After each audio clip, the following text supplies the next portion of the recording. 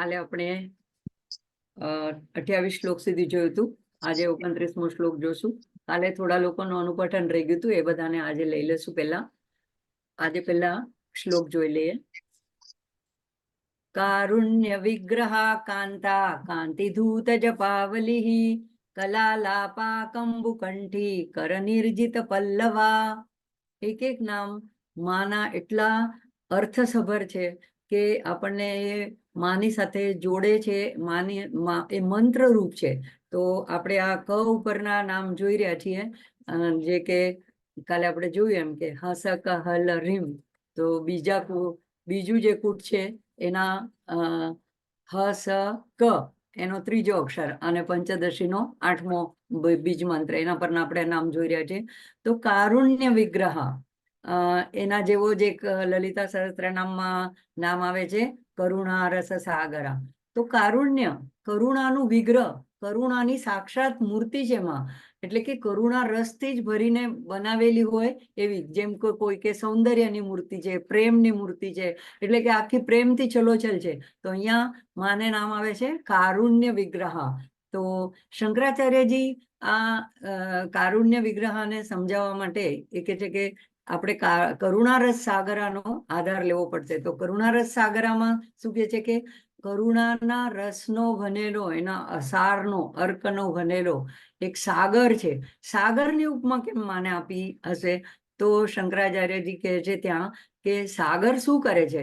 તો એની અંદર જે બધી નદીઓ લાવીને જળ એને અર્પણ કરે છે, તો સાગર એ બધી કંઈ પણ પોતે કંઈ કરતો નથી, પણ પોતે હલનચલને કરતો નથી. નદીઓ આવીને એનામાં ઠલવાય છે, પણ સાગર શું કરે છે?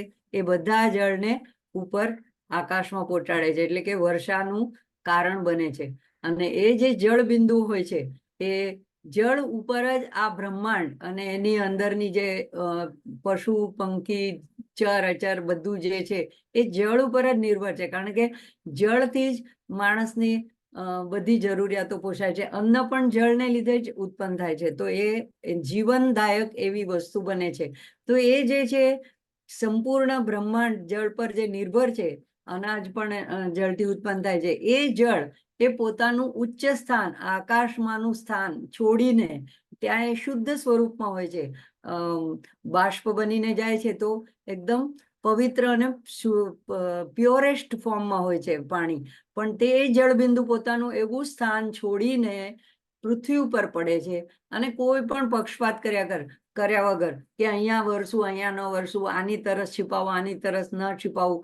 તો એવી રીતે જે જળ અવ્યાજ નિર્વ્યાજ કરુણા વરસાવે છે આખા જગત ઉપર અને જગતને જીવન પૂરું પાડે છે, તો એની સરખામણી શંકરાચાર્ય કહે છે કે અહીંયા માની તો કોઈ તુલના કરી જ ન શકાય. પણ આપણી પાસે જે જગતની જે વસ્તુઓ હોય એના દ્વારા જ આપણે એનો સંદર્ભ આપીને એને સમજવાનો કોશિશ કરીએ છીએ, એનો અંદાજ લેવાની કોશિશ કરીએ છીએ. તો અહીંયા કહે છે કે કારુણ્ય, કેવું કારુણ્ય છે? તો એ જલબિંદુઓનું જેવું કારુણ્ય છે કે જે જીવન અર્પવા માટે પોતાનું સ્થાન છોડીને માટીમાં પડે છે, કીચડમાં પડે છે, રસ્તા પર પડે છે, મેલું થાય છે, છતાં પણ એની પરવા કર્યા વગર એ બધાને જીવન અર્પણ કરે છે. તો એવી જ રીતે અહીંયા કોઈ કે છે કે જપ તપ કરતું હોય, કોઈ સવારમાં ઉઠીને પૂજા પાઠ કરતું હોય, કોઈ લલિતા સહસ્ત્રનામના રોજ પાઠ સ્તોત્ર પઠન કરતું હોય, અથવા કોઈ ધ્યાન કરતું હોય, કોઈ શ્રીયંત્રની પૂજા, કોઈ બધા જુદી જુદી જાતના ભક્તો હોય, તો પણ માં જે છે એ બધા પર એક સરખો આવી રીતે પક્ષપાત કર્યા વગર કરુણાનો વર્ષાવ કરે છે. તો એટલા માટે એને કરુણાની મૂર્તિ કહેવાય છે, કારુણ્ય વિગ્રહ. પછી આવે છે કાંતા. કાંતા એટલે એક માનું એવું વ્યક્તિત્વ કે કાંતા શબ્દ આમ પત્નીના અર્થમાં વપરાય છે, પણ એવી મોહક વ્યક્તિ, એવી મોહક, પ્રિયકર, આકર્ષક, મનમોહક કે જે સૌનું મન હરી લે. તો જ્યારે કે છે કે કરુણા જ્યારે પ્રબળ બને, કરુણા વિગ્રહ પછી જ આ કાંતા આવ્યું, તો કરુણા જ્યારે એટલી પ્રબળ બની જાય છે ને તો એ કરુણાને લીધે જ માનું સૌંદર્ય એટલું બધું થઈ જાય છે કે લોકોને એ માની કરુણા આકર્ષી લે છે. તો એમાં માની સુંદરતામાં, સૌંદર્યમાં મુખ્ય શું વસ્તુ છે તો એમનું વાત્સલ્ય, એમની કરુણા, એમની દયા, એમનો પ્રેમ, તો જે બધાને પોતાની તરફ આકર્ષી લે છે, એટલે એને કાંતા નામ આપ્યું છે. તો એવું પણ કહેવાય છે કે સુંદરતાની ઓછપ હોય કોઈનામાં, કોઈ દાખલા તરીકે એટલું બધું સૌંદર્યવાન ન હોય પણ એના ગુણો બહુ સારા હોય, તો એ પોતાના સદગુણોથી એ પોતાની સૌંદર્યની ઉણપને પૂરી કરી દે છે, એને ઢાંકી શકે છે. પણ કોઈ સૌંદર્યવાન હોય પણ એનામાં સદગુણો ન હોય તો એ સૌંદર્ય સદગુણોની ઓછપને પૂરી પાડી નથી શકતું, એને ઢાંકી નથી શકતું. તો એવું અહીંયા કાંતામાનું નામ આવે છે. પછી આવે છે કાંતિ ધૂત જપાવલી. જપાવલી જપા કુસુમ ના અર્થમાં અહીંયા એનો અર્થ આપવામાં આવ્યો છે કે જપા કુસુમ એટલે જાસૂદનું ફૂલ. તો એની વલી એટલે આખા ખૂબ હારમાળા હોય, એટલે કે જાણે કે આખું જ જાસૂદના ફૂલોનું એક બગીચો જ હોય અને એમાં ઘણા બધા જાસૂદના ફૂલો એક હારમાં ઉગેલા હોય, એની જેવી કાંતિ આવે, એનું જેવો રક્તવર્ણ થાય, તો એવી માની કાંતિ છે, એવી જપાવલીની જેવી માની કાંતિ છે. તો અહીંયા એમ કહેવામાં આવે છે કે બધા જ જે રંગો છે એ કોઈને કોઈ ગુણને દર્શાવે છે. તો જેમ કે કારુણ્ય માટેનો, કરુણા માટેનો રંગ જે છે એ લાલ રક્તવર્ણ છે, અને આપણા અંદરના ષટચક્રો છે એ પણ એક રંગ. તો જે આપણા ઇન્દ્રધનુષના રંગો છે એ જ બધા રંગો એક આપણા ચક્રોમાં એ રંગો દર્શાવે છે. રંગો દ્વારા એ ચક્રોને એ રંગો દ્વારા દર્શાવવામાં આવે છે. એટલે યોગીઓએ પોતાના ધ્યાનમાં એ ચક્રોને એ રંગમાં જોયા છે. તો આ દરેક રંગ છે એક ગુણ દર્શાવે. જેમ કે સફેદ રંગ છે જેમાં બધા જ રંગ નિહિત છે, તો એ પવિત્રતાનો, શુદ્ધતાનો એને સંદર્ભિત કરે છે, એને દર્શાવે છે. કાળો હોય છે તો એ અજ્ઞાનનો કે બુરાઈનો સંદર્ભ આપે છે આપણને. લીલો રંગ જે છે એ પ્રેમનું પ્રતીક છે. તો એવી રીતે બધા જ રંગ માની અંદર છે, પણ એમાં લાલ ખરેખર વિશેષ રૂપે છે. એટલા માટે એમની બધી આગળ આપણે જોયું કે એમની બધી જ વસ્તુઓ રક્તવર્ણની, અરુણ રંગી, એમની ચૂડીઓ, એમની બિંદી, એમના ગળાની અંદરના હાર, એમના વસ્ત્રો, એમના માથામાં નાખેલા ફૂલો, આ બધું જ રક્તવર્ણનું, અરુણ વર્ણનું હોય. તો અહીંયા કે છે કે કાંતિ ધૂત જપાવલી, એવી સુંદરમાં છે. આ બધા નામ માના સ્વરૂપનું ધ્યાન કરવું હોય તો આવા રક્તવર્ણના ધ્યાનનું, જેવી રીતે ધ્યાનનો શ્લોક આવે છે લલિતા સહસ્ત્રનામાં, એમાં શું આવે? અરુણા કરુણા તરંગિતાક્ષી ધૃત પાશાંકુશ પુષ્પ બાણ ચાપામ અણિમાદિવિરાવૃતામ મયુખૈ અહમિત્યેવ વિભાવયે ભવાણી. તો અરુણા અને કરુણા, તો એ આ બે માનું ધ્યાન કરવા માટેના બધા મંત્રરૂપ બધા નામો છે માના. પછીનું આવે છે કલાલાપા. આલાપ, પ્રલાપ એ વાણી માટે વપરાય છે. તો કલાલાપા, કલા એટલે એક સુરીલા અવાજના અર્થમાં પણ કલા શબ્દ વાપરવામાં આવે છે. તો એક એમનું બોલવું એવું છે, એવી કલા છે કે એક મધુર સંગીત જેવી એમની વાણી છે. આમ લલિત કલાઓ 64 ગણાય છે, પણ સૌંદર્ય લહરીના 38મા શ્લોકમાં શંકરાચાર્યજી જે છે એને એવી રીતે વર્ણવે છે કે દેવીની વાણીથી 18 પ્રકારની વિદ્યાઓની ઉત્પત્તિ થઈ છે. એટલે આ બધી 18 એમની કલાઓ છે. કઈ કઈ છે? તો કે શિક્ષા, કલ્પ, વ્યાકરણ, નિરુક્ત, જ્યોતિષ, કાંડ, પછી બધા વેદ, ઋગ્વેદ, યજુર્વેદ, સામવેદ, અથર્વવેદ, ઉત્તર મીમાંસા, બધા ઉપનિષદ, એટલે કે છડ શાસ્ત્રો જે છે એમાંના.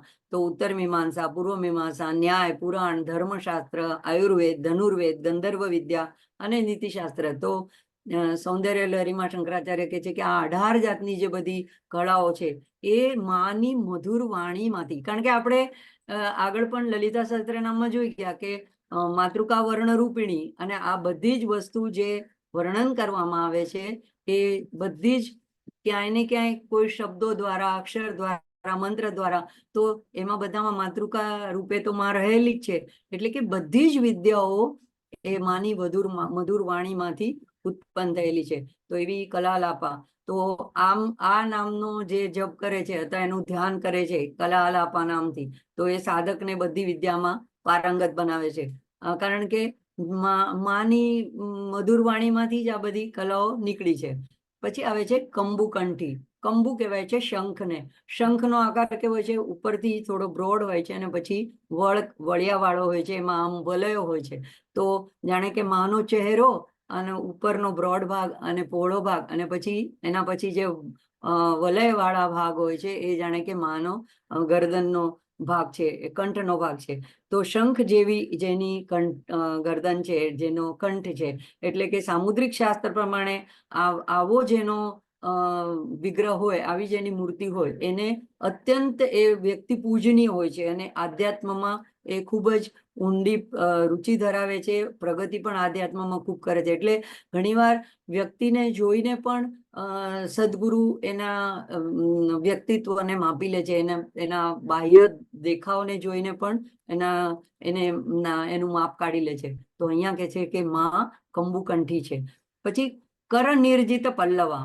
કર નિર્જિત, નિર્જિત એટલે જીતાયેલું, કર એટલે હાથ, અને પલ્લવા એટલે નાની કુપળ, પલ્લવ. હવે પાનખર ગયા પછી જે આવશે વસંતમાં, તો કુમળી કુમળી જે પલ્લવ ડાળીઓ આવે નાની કૂપળ જેવી, તો એવી માની હાથો એટલી એમની કોમળ, એવી મૃદુ, એવી સૌમ્ય, એવી રુજુ, એવી એમની હાથની હથેળીઓ અથવા તો એમને કર. તો અહીંયા હાથના અર્થમાં કર કીધું છે. તો એવી એમની હથેળીઓ છે. તો અહીંયા એમ કહેવામાં આવે છે કે માના હાથમાં તો આપણે જોઈએ છે કે એના 4 હાથમાં તો પાશ, અંકુશ અને ધનુષ અને બાણ. એટલે એ પણ ધનુષ બાણ તો પાછા કેવા કે શેરડીનું ધનુષ, એટલે કે કામનાઓનો રસનો ધનુષ, અને પુષ્પના બાણ એટલે કે મન્મથ પાસે જેવા બાણ છે એવા બાણો. તો અહીંયા કે છે કે કર નિર્જિત પલ્લવા. તો જે માના અભય વરદ હસ્તની અહીંયા વાત છે. એ માનું જે બાલા સ્વરૂપ છે, તો એમાં પુસ્તક, જપમાળા અને અભય વરદ એવા હસ્તનું એમનું બાલા સ્વરૂપ છે. તો એવા હથેળીની જે ધ્યાન કરે છે, તો જે આ કામનાઓથી જે પીડિત વ્યક્તિ હોય છે એની કામનાઓને માં દૂર કરી દે છે, એને કામનાઓથી મુક્ત કરી દે છે. એટલે કે માં એ જોડાઈ શકે છે. એને એવા વરદ હસ્તનું ધ્યાન કરતા કામુકતા એનામાંથી નષ્ટ થાય છે. પછી આગળનો શ્લોક છે કલ્પવલ્લી સમભુજા કસ્તુરી તિલકાંચિતા હકારાર્થા હંસ ગતિર હાટકાભરણોજ્વલા.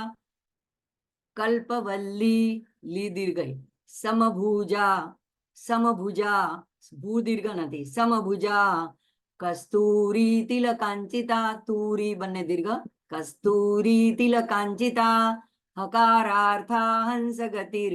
અને જો રકારનો રેપ ન બોલો હોય તો હંસ ગતિ એમ પણ થાય. હંસ ગતિર હાટકાભરણોજ્વલા. તો કલ્પવલ્લી એક વલ્લી એટલે લતા.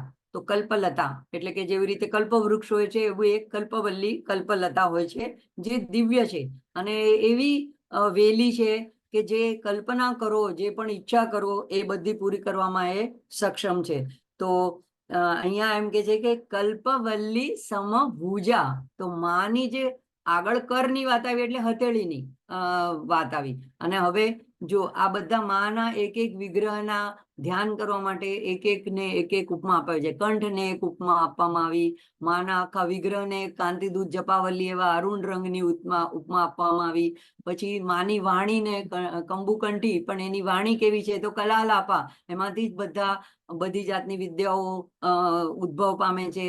તો પછી એમનો કર જે છે, તો એ એટલો બધો સુકોમળ અને વરદ આપનારો એવો છે કે જે કામનાઓને નષ્ટ કરી નાખે છે, કામુકતાને નષ્ટ કરી નાખે છે. હવે અહીંયા આવે છે કલ્પવલ્લી સમભુજા. તો માની જે ભુજા છે, બંને હાથ છે આખા, તો એ બંને ભુજા માની કેવી છે? કલ્પવલ્લી સમાન છે. એટલે કે જે ભક્ત પોતે જે પણ ઈચ્છા કરે, તો ભક્ત હોય એટલે કોઈ અઘટિત કે કોઈનું બુરું કરે એવી ઈચ્છા કરે જ નહીં. ભક્ત એને જ કહેવાય કે જે વિભક્ત નથી, જે મા સાથે હંમેશા જોડાયેલો છે. અને જે મા સાથે જોડાયેલા હોય, જેના પર માની કૃપા હોય, જે માને શરણાગત હોય, એ કોઈ સારી જ કામના કરે, પોતાને માટે કે બીજાને માટે. તો એની એવી બધી ઈચ્છાઓ પૂરી કરે છે. તો અહીંયા કહેવાય છે કે લલિતા સહસ્ત્રનામ કે સૌંદર્ય લહરી ક્યાંય પણ આનું માની બંને ભુજા છે એ શું કરે છે એવું એનું ડાયરેક્ટ વર્ણન છે નહીં. પણ અહીંયા આ ત્રિશતીમાં માએ જે પોતે જ કામેશ્વરીએ પોતે જ જે આ સ્તોત્ર રચના કરી છે, તો એમાં કીધું છે કે એમની ભુજાઓ કલ્પવલ્લી જેવી છે. એટલે કે એ ભક્તની બધી ઈચ્છાઓને પૂરી કરનાર છે. તો શંકરાચાર્ય બીજું જે આનંદ લહરી નામનું સ્તોત્ર લખ્યું છે, એમાં 6ઠ્ઠા શ્લોકમાં વર્ણન છે કે માની ભુજાઓ કોમળ લતા જેવી સુકોમળ છે. પણ અહીંયા એમ કે છે કે એ કેવી છે? કલ્પવલ્લી છે. એટલે કે ખાલી સુકોમળ છે એટલું જ નહીં, પણ એ બધી ઈચ્છાઓ પૂરી કરનારી છે. કસ્તુરી તિલકાંચિતા. કસ્તુરી જેમ કે કેસર કસ્તુરી લલાટ પર, એવી રીતે કૃષ્ણનું વર્ણન હોય કે ગણપતિનું વર્ણન હોય, એનું ભજન હોય, કેસર કસ્તુરી લલાટી. તો લલાટમાં કેસર અને કસ્તુરીનું તિલક એ, અને આપણે પણ ભગવાનને કેસરિયા સ્નાન કર્યા હોય, કેસરનું તિલક કર્યા. કસ્તુરી તો બધાને એટલી ઇઝીલી અવેલેબલ ન હોય, પણ અહીંયા માને માટે કે છે કે માના ભાલ ઉપર કસ્તુરીનું તિલક એના પર માથા ઉપર છે. એવી તિલકાંચિતા એવી દેવી છે. હવે આ કસ્તુરી આપણને શેની યાદ અપાવે છે? તો કસ્તુરી મૃગ જે છે એની નાભીમાં કસ્તુરી હોય છે, અને જે એની અલૌકિક એવી સુગંધ હોય છે કે જેને લીધે મૃગને એની જાણ નથી હોતી કે મારી જ નાભીમાં આ કસ્તુરી છે. એટલે એ સુગંધની શોધમાં આમ તેમ ભટક્યા કરે છે. તો એને આવું આપણે પણ એવા એક કસ્તુરી મૃગ જેવા છે કે આપણી અંદર જ, આપણા હૃદયમાં જ હૃદય લલિતા દેવી, આપણી અંદર જ માનો વાસ છે. આપણો આત્મા જે છે એ જ આવો અવર્ણનીય આનંદ સ્વરૂપ છે, સચ્ચિદ આનંદ સ્વરૂપ છે. પણ એ સુગંધ આપણા સુધી પહોંચતી નથી, અને આપણે એટલે જગતની બધી જુદી જુદી ઇન્દ્રિયોની સુગંધ અને ભોગની પાછળ આપણે ભટક્યા કરીએ છીએ કે આમાંથી આનંદ મળી જશે, આમાંથી આનંદ મળી જશે.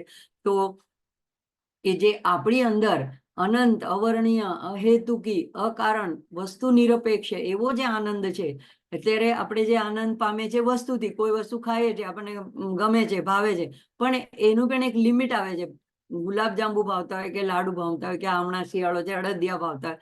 આમ તો શુગરને હિસાબે ઘણા લોકો ખાઈ જ નથી શકતા, પણ ચલો ભાવતા હોય તો તમે કેટલા ખાશો? ખાઈને પછી એક વસ્તુની લિમિટ આવી જાય ત્યારે આનંદ આપવાને પછી દુઃખનું કારણ બની જાય છે, અથવા તો આગળ ચાલીને રોગનું કારણ બની જાય છે, ભોગ રોગનું કારણ બને છે.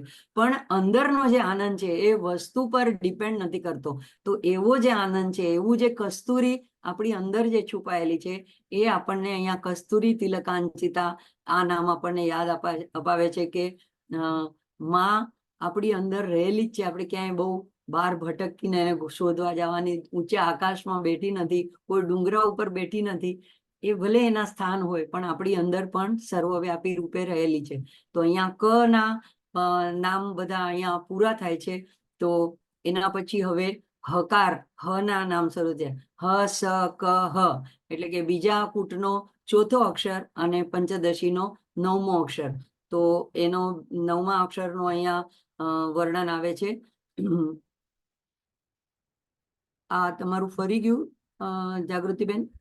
આપણે એ શ્લોકમાં જ બીજી લાઈન છે. હા, હકારાર્થા પેલા આવ્યું હકાર રૂપા, અને હવે આવ્યું હકારાર્થા. તો બંનેમાં થોડો થોડો ફરક છે. જે કે પેલા આવ્યું હકાર રૂપા, હ સ્વરૂપ એટલે કે શિવ સ્વરૂપ છે, એટલે કે બ્રહ્મ સ્વરૂપ છે. અને અહીંયા હકારાર્થા, હકારનો અર્થ, એનો સાર, એનો તત્વ. તો અહીંયા એમ કહેવાય છે કે કામરાજ કૂટનો આ બીજો જે હ છે, પેલો હ, પછી સ, ક, અને પાછો બીજો હ. તો આ બીજો જે હ છે એ એના પછીનો ત્રીજો કૂટ છે, સ, ક, લ, રીમ. તો એ સ સાથે એનું જોડાણ જ્યારે થાય છે ત્રીજા કૂટ ના સ સાથે, ત્યારે હ અને સ એટલે કે શિવ અને શક્તિ એ બંનેના મિલનથી આ બ્રહ્માંડની ઉત્પત્તિ થાય છે. તો આ સૂક્ષ્મ રીતે એ દર્શાવે છે કે આ હકારનો એનો અર્થ એવો છે કે હ સ સાથે મળીને બ્રહ્માંડની ઉત્પત્તિ કરે છે. તો આ બંનેના મિલનથી, સામરસ્યથી શિવ શક્તિના મિલનને આ હ સ દર્શાવે છે. તો શિવ જે છે પુરુષ રૂપે શક્તિ, આદ્ય શક્તિ છે પ્રકૃતિ રૂપે, અને બંનેના મિલનથી બ્રહ્માંડનું સર્જન. તો હકારાર્થા, હંસ ગતિ. હંસ ગતિ, હંસ જેવી ગતિ, એક સામાન્ય એટલે કે હંસ જેવી ચાલ. તો આપણે લલિતા સહસ્ત્રનામમાં પણ જોયું છે કે મરાલી મંદગમના, તો એ કુંડલીની રૂપે જ્યારે હોય છે ત્યારે એ જે સાધકના શરીરમાં મૂલાધાર ચક્રની અંદર મૂળ કંદમાં જ્યારે સુષુપ્ત હોય છે, જ્યારે એનું અધોમુખ હોય છે, અને જ્યારે સાધનાથી, ધ્યાનથી એ જ્યારે ઉર્ધ્વમુખ થાય છે, જાગૃત થાય છે, અને પછી જ્યારે ઉપર છઠ ચક્રોને ભેદન કરીને ઉપર ગમન કરે છે, ગતિ કરે છે, ત્યારે એની ગતિ કેવી હોય છે? તો એવી હંસ ગતિ, ધીમેલી મંદ ગતિએ ધીમે ધીમે કરીને જેવી રીતે હંસ ચાલે. હવે અહીંયા પણ જેમ મુખનું વર્ણન કરવું હોય તો ચંદ્રમાનું ઉપમા આપવામાં આવે છે, એવી રીતે અહીંયા માની ગતિને માટે હંસની ગતિની ઉપમા આપવામાં આવે છે. કારણ કે આપણને એક સમજવા માટે, એક અંદાજ આવવા માટે જગતની જ કોઈક વસ્તુઓનું ઉદાહરણ આપવું પડે છે. નહીતર આપણે એવી અતુલનીય, એવી માની અકલ્પનીય એવી ગતિને કે કુંડલીની કેવી રીતે ઉપર ચડે છે આપણને નહીતર આપણા ધ્યાનમાં આવે નહીં. એટલા માટે અહીંયા હંસ ગતિ કીધું છે. અને બીજો અર્થ એવો પણ થાય છે કે ગતિ એટલે પરમ લક્ષ્ય. જેમ કે આપણે કહીએ પરમ ગતિ, વીર ગતિને પામ્યા, તો અંતિમ લક્ષ્ય, તો જે ગંતવ્ય સ્થાન હોય છે એવી એની જે ત્યાં જે પહોંચે છે, એટલે કે હંસ કોણ? તો પરમહંસ. જેમ કે રામકૃષ્ણને કહેવામાં આવે છે રામકૃષ્ણ પરમહંસ. તો એવા જે સંતો છે જે આધ્યાત્મિક પથ ઉપર અંતિમ ગંતવ્ય સ્થાન સુધી પહોંચી ગયા છે, તો એમને માટેની એ ગતિ છે. જેવી રીતે વીર ગતિને પામ્યા એમ કહેવાય, તો એ હંસ ગતિ એટલે એવી અંતિમ ગતિને એ લોકો પામી જાય છે. એમના અંતિમ પ્રાપ્તવ્ય સ્થાન સુધી એ લોકો પરમ નિવાસ સુધી પહોંચી જાય છે. તો સાધકના મનમાં દેવતા, એનો મંત્ર અને પોતાના સદગુરુ, એમાં કોઈ પણ ભેદ ન હોવો જોઈએ. તો જે લોકો આટલો દ્રઢ વિશ્વાસ રાખે છે કે મારા સદગુરુ અને દેવતા, અને જે દેવતાઓનું મંત્ર બોલું છું, કે દાખલા તરીકે અહીંયા પંચદશીની વાત છે, તો પંચદશીનો મંત્ર, પંચદશીની દેવી એટલે મહાત્રિપુર સુંદરી, અને પોતાના સદગુરુ જેના દ્વારા એને દીક્ષા મળી હોય, અથવા તો જેણે એને મનથી ગુરુ માન્યા હોય, તો એ ત્રણેયમાં કોઈ ભેદ નથી. ગુરુ માનું જે સ્વરૂપ છે કે જે ગુરુ રૂપે સામે આવીને આપણને માર્ગદર્શન કરે છે, અને પછી આપણી અને માની વચ્ચેથી હટી જાય છે. તો એ ત્રણેયમાં જેને ભેદ નથી, એવા જે ભાવ વાળા છે સાધકો, અને જે એવો ભાવ અચળ રહે છે અને દ્રઢ, ધીમે ધીમે ધીમે ભાવ એનો દ્રઢ થતો જાય છે, એની મનની સ્થિતિ એવી જ રહે છે, તો એમાં ક્યાંય શંકા નથી હોતી. તો એવો પહેલા એ સાધક યોગી બને છે, અને પછી એ પરમ પદને, પરમહંસ પદને પામે છે. તો પરમહંસ એ શિવનું પણ એક સર્વોચ્ચ રૂપ પણ દર્શાવે છે, આધ્યાત્મિક જ્ઞાનનું ઉચ્ચ શિખર પણ દર્શાવે છે, અને એ પરમ ગતિને પણ દર્શાવે છે. તો આવા સ્તરે જે સાધક પહોંચી જાય છે, એને પછી વેદોમાં જે મહાવાક્ય આવે છે કે ગુરુ શિષ્યને કે તત્વમસી, એટલે કે તું તે બ્રહ્મ જ છો, એ ત્યારે એની સાધનાની શરૂઆત થાય છે. અને જે એવો અધિકારી શિષ્ય હોય કે જે સાધન કરીને આવી રીતે મા સાથે એકરૂપ થઈ જાય છે, તો એને એ અનુભવ થાય છે, તો ત્યારે એ પોતાના હૃદયમાં અનુભવ કરે છે કે અહમ બ્રહ્માસ્મિ, હું જે પરમ બ્રહ્મ છું. આ બોલવાની વાત નથી, એ કઈ બધાને જાહેર કરવા નથી જતો, પણ આપણે જો એનો અભ્યાસ કરવો હોય તો શંકરાચાર્ય જે 99 ષટક લખ્યું છે, મનોબુદ્ધિ ચિત્ત અહંકાર ચિત્તાનિના અહમ, તો શિવાનંદ રૂપો શિવોહમ શિવોહમ, તો એ જો આપણે દરરોજ સાંભળીએ, દરરોજ એનું મનન કરીએ, ચિંતન કરીએ, તો આપણે પણ દેહાશક્તિથી ધીમે ધીમે અલિપ્ત થતા જઈએ અને માની સાથે સાયુજ્ય પામી શકીએ. તો અહીંયા એવું એક હંસ ગતિમાં આટલો ગુડાર્થ ભરેલો છે. પછી આવે છે હાટકા ભરણોજ્વલા. હવે હાટક કે એટલે હાટકેશ્વર, હાટક દાદા, હાટકનાથ, એ આપણને યાદ આવી જાય છે. તો હાટક જે છે એ શબ્દ સોના માટે સંસ્કૃતમાં વપરાય છે. તો અહીંયા એવું હાટકા ભરણોજ્વલા, એવા આભરણો, એવા આભૂષણો, એવાથી ઉજ્જવલા, એવાથી એમાં ચમકે છે.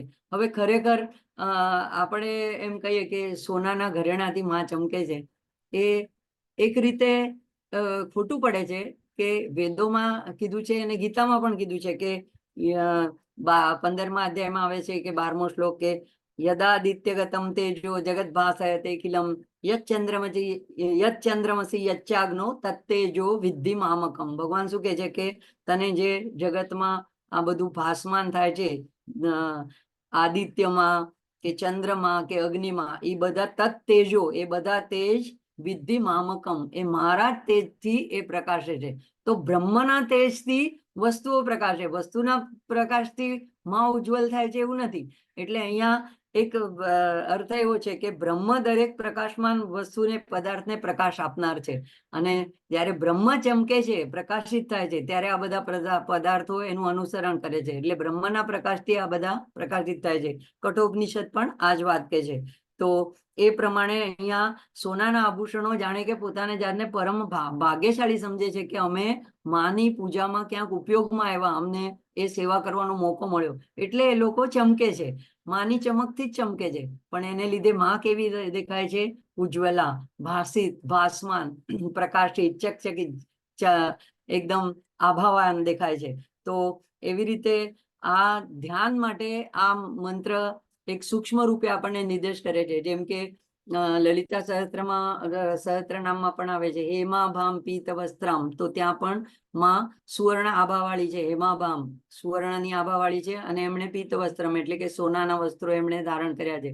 પછી ધ્યાન માટે બીજી રીતે ખડગમાલામાં પણ એક જે પહેલો જ શ્લોક ધ્યાનનો આવે છે કે હરિંકારાસન ગર્વિતા નલશિકામ સૌ ક્લિંકલામ બિભ્રતિમ, એના પછીની જે લાઈન છે સૌવર્ણાંબર ધારિણીમ વરસુધા ધૌતાંત્રી નેત્રોજ્વલામ. તો કરુણામય સ્વામી જે છે, જેમણે આના ઉપર ઘણા લલિતા સહસ્ત્રનામ ઉપર યુટ્યુબ ઉપર એમના તમને મળી જશે પ્રવચનો. તો એમાં એમણે સરસ એક્સપ્લેનેશન આપ્યું છે કે આ સુવર્ણ અંબર માએ ધારણ કર્યા છે, અથવા તો સુવર્ણ આભૂષણો પણ ધારણ કર્યા છે, પણ જો આપણે એમાં જ અટકાઈ જઈએ, એનો અર્થ શું થયો કે જગતની ચમક દમકમાં, આ બધી માયામાં, એમાં જ જો આપણે અટવાઈ જઈએ અને એમાં એને જો વળોટીને એને પાર કરીને આગળ સુધી ન જઈએ, તો આપણે ત્યાં ને ત્યાં જ આપણી પ્રગતિ ન થાય. પણ જે આગળ એને પાર કરીને જે સાધક આગળ જાય છે, માના અંદરના સ્વરૂપને જે પામી શકે છે, જોઈ શકે છે, એને અને આ આવરણ એની સોનાનું આવરણ એની નજર સામેથી હટી જાય છે, તો એને વરસુધા ધૌતાંગ એટલે માં એવું વરદાન આપે છે કે અમૃતથી નવરાવી દે છે. માં પોતે પણ એવી અમૃત રસ ધારણી છે, અમૃતમયી છે, કરુણામયી છે, આર્દ્રતાથી ભરેલી છે, પ્રેમ રસ છે, પ્રેમ અને ઉદારસથી માં ભક્તને પણ નવરાવી દે છે. તો એવું આ નામ આપણને સૂક્ષ્મ રીતે કે છે કે આવું ધ્યાન કરે છે માનું, આવા સોનેરી એવા પ્રકાશ સ્વરૂપનું, તો એને આજ્ઞા ચક્રમાં એક આવો પ્રકાશ દેખાય છે. અને એવા પ્રકાશને લીધે એને એવા સાધકને ધીમે ધીમે જો એને ખરેખર એવો અહેસાસ થાય છે, એને એવો અનુભવ થાય છે, જ્યોતિરૂપ દર્શન થાય છે, તો એના ચહેરા પર જ એવી ચમક આવી જાય છે, ઓરા આવી જાય. એટલે આપણે સંતોના ચહેરાને જોઈએ છીએ, કોઈનું છે કે ચાર આવ્યા કરે છે, કોઈનું ઘરેથી મ્યુટ કરી દીધો. ભલે. તો એટલે અહીંયા કે છે કે જેમ સદગુરુના મુખમંડળની જે આભા હોય છે પ્રાકૃતિક, તો એ ચમક કોને લીધે હોય છે કે અંદર માં જે છે એની જે આવી આભા છે સોનેરી, એ જ એ વ્યક્તિના જ્યારે એનું ધ્યાન કરે છે ત્યારે એમાંથી ઝલકે છે, એના પરથી બહાર પ્રગટ થાય છે. એટલે સંતો પણ આપણને એવા તેજસ્વી લાગે છે, એનો ચહેરો કઈ એ લોકો એવું કઈ શું કહેવાય પાર્લરમાં જઈ આવ્યા હોય અને કઈ એવું કર્યું હોય એવું નથી હોતું. અને ઘણાના તો સાવ ઓર્ડિનરી ચહેરા હોય છે, પણ જેના જે સદગુરુ હોય છે એને એનામાં એટલું બધું આકર્ષણ લાગે છે, એને એટલા બધા એ તેજસ્વી લાગે છે. તો એ જોવાની નજર પણ હીરાને પારખવા માટે જેમ ઝવેરી જોઈએ, એમ સદગુરુને માટે પણ એવી જોવાની પણ આપણામાં પણ નજર હોવી જોઈએ. તો આવું જે છે એ આખું આ બધું હાટકા ભરણોજ્જવલા આ નામમાં બધું છુપાયેલું છે. એટલે મને તો મારો અનુભવ કહું તો અમે સૌરાષ્ટ્રમાં ઘણા વર્ષો પહેલા ગયા હતા, ત્યારે ગાડી લઈને નીકળ્યા હતા કે કોઈ આ પ્રદેશમાં કોઈ એવા જેને કહેવાય અવતારી પુરુષ કે કોઈ એવા પામેલા સંત કોઈ હોય, તો એ અમારો જે ડ્રાઈવર હતો, એ જે ગાડી ત્યાંથી જ અમે લીધી હતી, એણે કીધું કે અહીંયા એક તપતી બાબા છે. તો એ કહે છે કે હું નાનો હતો ત્યારે મેં મારા ફાધર પાસેથી સાંભળ્યું હતું કે ત્યારે પણ એ એટલા 70-80 વર્ષના હતા અને અત્યારે પણ એવા જ દેખાય છે. એટલે એની ઉંમર કેટલી છે એ કોઈને ખબર જ નથી. ઘણા બધા પેલા જંગલ ને બધું વટાવીને પૂછતા અમે એમના આશ્રમ સુધી ગયા, તો એકદમ તાંબા જેવી, એકદમ તપ્ત એવી એમની કાયા, એક ખાલી એક ગંજી જેવું ઉપવસ્ત્ર અને એક ટૂંકી એવી પોતળી જેવું ધોતિયું પહેરીને એક ખાટલી ઉપર એ બેઠા હતા, અને બિલાડીના બધા નાના નાના બચ્ચા એમના શરીર ઉપર નીચે ખોળામાં આમ જાણે કે એક પેલા ઝાડ ઉપર જ ચડતા હોય એવી રીતે ગેલ કરતા હતા, અને એ શાંતિથી બેઠા હતા. તો ત્યારે એને જોઈને થયું કે ના, એવી કંચનવર્ણી, એવી તપ્તવર્ણી કાયા, એવો પ્રભા, એવી આભા આવી શકે છે માણસને, એને એટલું દીર્ઘાયુ પણ આવી શકે છે. તો એ મેં મારી આંખેથી, એનું નામ તો કોઈને ખબર નથી, બધા એને એવા તપેલા તાંબા જેવા દેખાતા એટલે એને તપતી બાબા જ કહેતા હતા. તો એ એવી રીતે અહીંયા કે છે કે આવું હાટકા ભરણોજ્જવલા, એટલે માના ધ્યાન કરવાની સાથે સાથે આધા એક એક મંત્ર આપણને માની વધારે ને વધારે નજીક લઈ જાય છે. હજી એક શ્લોક જોઈ લઈએ. 31મો જાગૃતિબેન. હા. હાર હારી કુચા ભોગા હાકિની હલ્ય વર્જિતા હરિતપતિ સમારાધ્યા હટાત્કાર હતા સુરા. હાર હારી કુચા ભોગા આખું એક નામ છે. તો હાર હારી, તો આ પણ ધ્યાન કરવા માટે માના વિગ્રહનું વર્ણન છે. જો આગળથી આપણે જોઈ રહ્યા છે, માની ચહેરો, માનો કંઠ, માનો કર, માની ભુજા. તો હવે માના આખા વિગ્રહનું વર્ણન થઈ રહ્યું છે. તો હવે અહીંયા માએ જે ગળામાં હાર પહેર્યા છે એની અહીંયા વાત આવે છે. તો હાર હારી, હાર હારી કહેવાય છે કે મનોહર, મનોહારી જેમ કહીએ એવી રીતે હારીનો અર્થ મનોહર, સુંદર, અને હાર એવો મોતીનો હાર માએ ગળામાં પૂછ, એટલે કે માના વક્ષસ્થળ પર એ ભોગા, ભોગા એટલે ભોગ આપનારો કે આનંદ આપનારો કે આપણને આકર્ષી લેનારો એવો એક એમણે આભરણ, એવું આભૂષણ એમણે પહેર્યું છે, એવો એક હાર મોતીનો એમણે પહેર્યો છે કે જે એમના વક્ષસ્થળ ઉપર ત્યાં વિરાજમાન છે.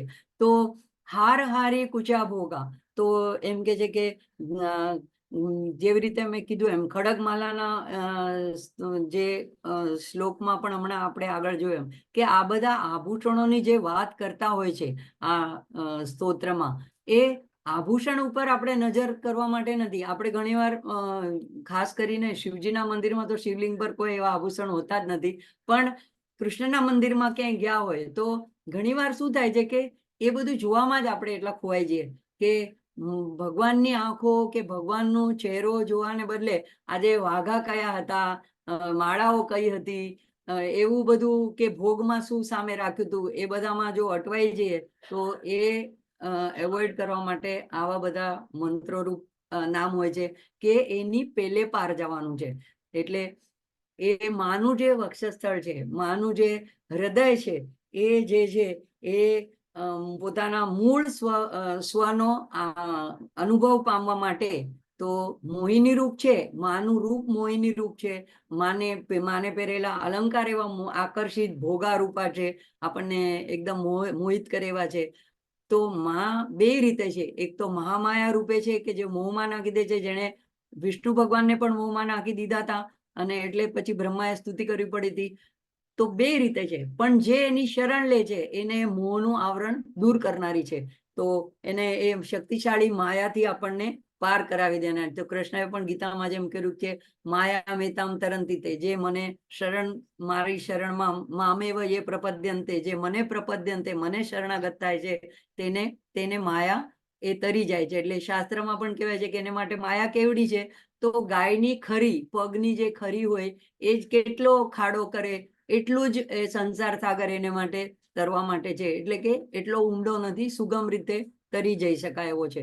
તો અહીંયા એટલા માટે આવે છે હર હારી કુચા ભોગા. આમ એક એક નામની ઉપર ચિંતન થવું જોઈએ અને એ મનમાં આપણે પ્રગટ થવું જોઈએ કે આપણે એનાથી આગળ જવાનું છે. હાકીની આપણે લલિતા સહસ્ત્ર નામમાં જોયું હતું, હંસવતી મજ્જા સંસ્થા હંસવતી મુખ્ય શક્તિ સમન્વિતા હરિદ્રાનેક રસિકા હાકિની રૂપ ધારિણી. તો ત્યાં દરેક જે આપણા એક એક અસ્થિ, મજ્જા, ત્વચા, એને બધી ધાતુઓની એક અધિષ્ઠાત્રી દેવી છે. તો એવી રીતે મજ્જા જે છે એ મજ્જા સંસ્થા એટલે જે સર્વોચ્ચ કહેવાય ન્યુરો સિસ્ટમ. તો એ મજ્જાની જે છે એ હંસવતી મુખ્ય સમન્વિતા. તો આજ્ઞા ચક્રની જે 2 પાંદડી વાળું જે ચક્ર છે એની અંદર હમ અને ક્ષમ એ 2 માતૃકા વર્ણ છે. અને એની આપણે આ બધું ખડગમાલાના વખતે જોયું છે, હંસવતી અને ક્ષમાવતી એ માતૃકા દેવીના 2 નામ છે. તો એ હંસવતી અને ક્ષમાવતી આ હાકીનીના સેવામાં હોય છે. એ હાકીની દેવી અહીંયા આજ્ઞા ચક્રમાં હોય છે, જે મજ્જા સંસ્થા ઉપર અધિષ્ઠાત્રી છે.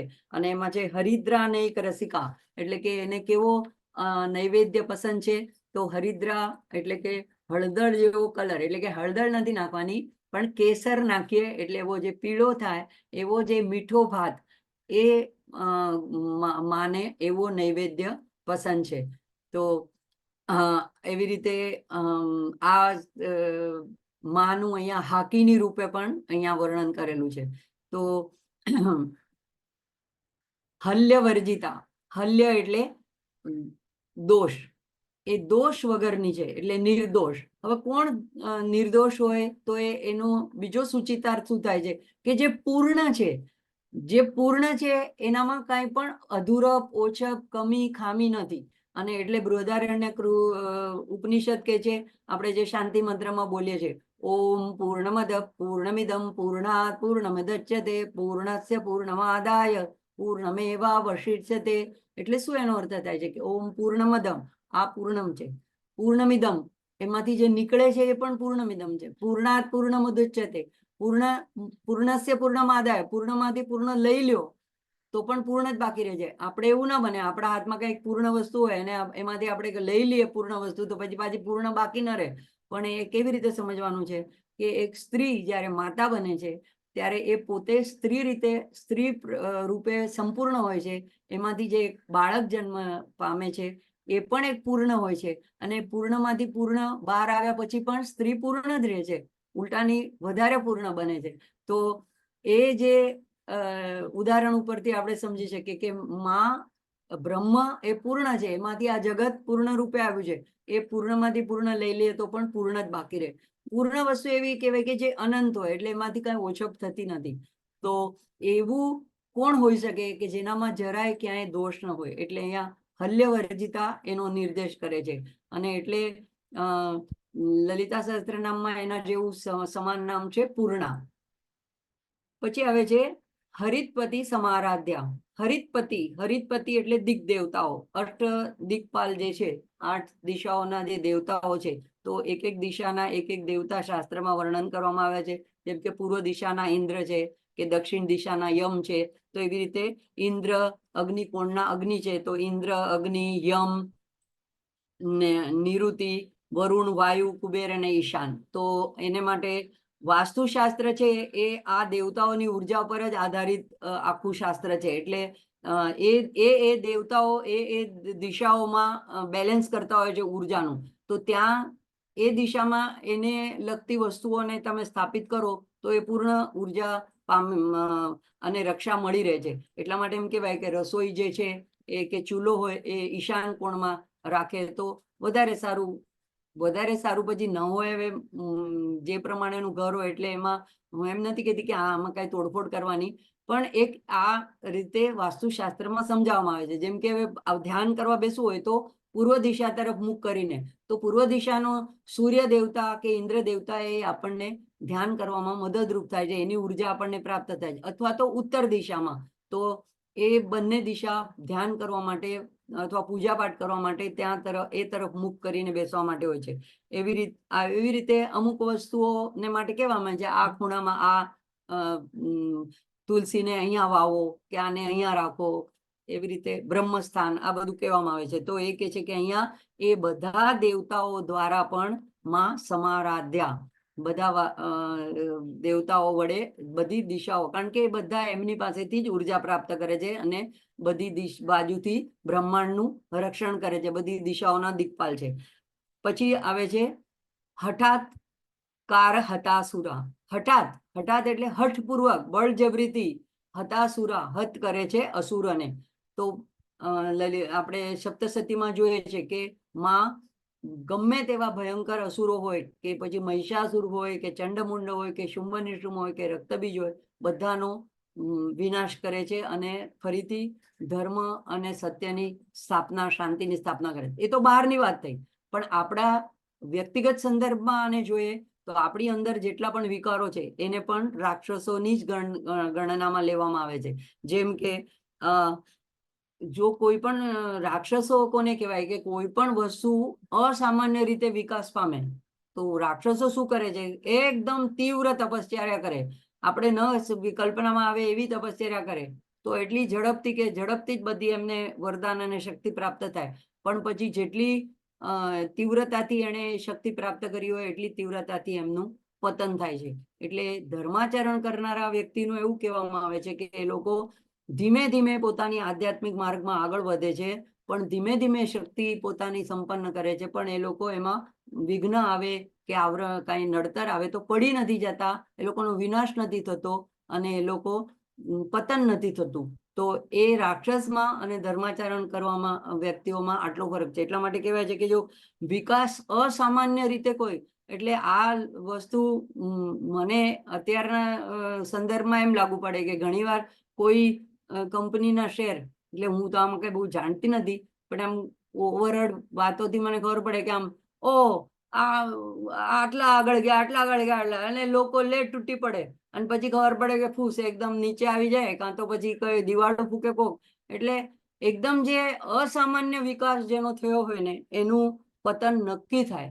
એટલે ધીમે ધીમે, એટલે આપણે ભગવાનના રસ્તામાં પણ અધ્યાત્મમાં આજે હું આમ 2 કલાક 4 કલાક ધ્યાન કરી નાખું, આજે હું આમ અમુક કરી નાખું એમ નહીં, રોજ કરો, પણ એ નિયમિત રીતે એક સમયે થોડું કરો, એક સ્તોત્ર બોલો, પણ એનો એક નિયમ રાખો, તો એ સાતત્યથી જે એક ધાર પર્વત ઉપર પડે છે ને, તો એ ટીપું ટીપું પડતું હોય તો પણ એમાં તડ પાડી દે છે અને પર્વતને ફાડીને ઝરણું એમાંથી બહાર પડે છે. પણ જો એક સાથે એક દિવસમાં આખો મોટો ધોધ આવી જાય તો કઈ એનાથી પહાડને કઈ ફરક પડતો નથી હોતો. તો એવી રીતે કે છે કે આપણી બધી ઈચ્છાઓ, આપણી આસક્તિ, અભિમાન, પૂર્વગ્રહ, વાસના, અહંકાર, આ બધામાં પણ એક માત્રા સુધી તો બધું હોય જ છે બધામાં, કારણ કે આપણામાં ત્રિગુણ છે, પણ એના એક માત્રાથી વધી જાય. પોતાનું સેલ્ફ રિસ્પેક્ટ હોવું જોઈએ, આત્મગૌરવ હોવું જોઈએ. આપણા ભારતીય છીએ એટલે કોઈ પણ દેશ આપણા પર આક્રમણ કરે અને આપણે એમ ચૂપચાપ અહિંસાનો પાઠ લઈને બેઠા રહીએ એવી વાત નથી. થોડા પ્રમાણમાં બધું હોય, પણ અતિ જે હોય છે, અધિક માત્રા હોય છે, એ માનસિક કષ્ટનું પતનનું કારણ બને છે, એનાથી ચરિત્ર બગડે છે. તો શરણાગત સાધકને વિજય અપાવવા માટે માં આવી હઠાત્કાર હતાસુરા બનીને બળજબરીથી પણ એની અંદરના જે માનું શરણ પકડે છે, તો એની જે ખરાબ આદતો, એનો વિકાર હોય, એને માં બળજબરી રીતે એને દૂર કરે છે, એનો નાશ કરે છે અને એને આધ્યાત્મિક યાત્રામાં ઉન્નતિ કરાવે છે, આગળ વધારે છે. તો અહીંયા આપણે રોકાશું આજે અને લઈ લેશું આનું પઠન.